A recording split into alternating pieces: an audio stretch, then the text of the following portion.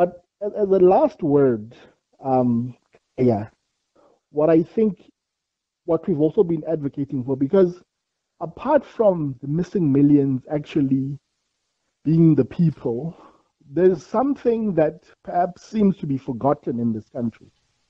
We spoke earlier about how Landoyo Lahimale Tafin, how people who have built their homes on communal land, very interesting in the coastal area of Hole in the Wall. I don't know if you know the area. It's in the Eastern Cape. Very beautiful, the very famous location with the mountain and the hole in the wall, Yeah. where you find two neighbors, one white who received his land during the years of apartheid, who got title deed to that land. By the way, that land is in a village. His neighbor is a native, is a black person. Yeah. I can put it that way. He doesn't have title deed. He's part of communal land. The white neighbor runs a B&B, Yeah. They've been able to leverage that property, meaning they've said, bank, how much can you finance so that I develop this land? They've built a B&B. They have a sustainable livelihood. The neighbor, who also is right next door, overlooking the Indian Ocean, some of the best views, like south of France. Priceless views, eh? Priceless views, Kaya, And that's the They irony, live of course. abject poverty, man. In abject poverty, they are dependent on the grant. They can never leverage that property because they don't have security of tenure and title deed to the land. And these are the low-hanging fruits we believe government should resolve. Because when you begin to empower ordinary people like that, because a sociologist, a professor said to us, the apartheid government didn't give white people money. It gave them means and resources. And one of that means and resource was access to property. Each GDP of this country sits in Camps Bay.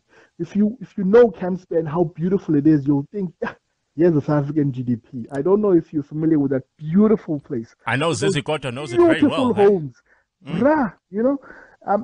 So we need to capitalize on these low-hanging fruits, empower ordinary people who are in these native reserves.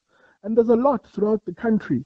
People should actually start getting title deeds so that they can be able to leverage their properties. We're in the 21st century, and we should not have oppressive laws still with us today. I think that's my last word. And the laws persist, and you have to ask yourself, I mean, a government that said we want to overturn this apartheid regime, how do so many of the laws that were set back before 1994 still exist? Because you're thinking the very first thing you should have said is that this law was created to oppress. Surely it cannot survive the democratic transition, and yet here they still are. You've hit the nail on the head. I think it was the economist Hernando de Soto who argued that one can never triumph over poverty if you have two property arrangements model in your country. You need to have one unified legal structure. I'm not an economist.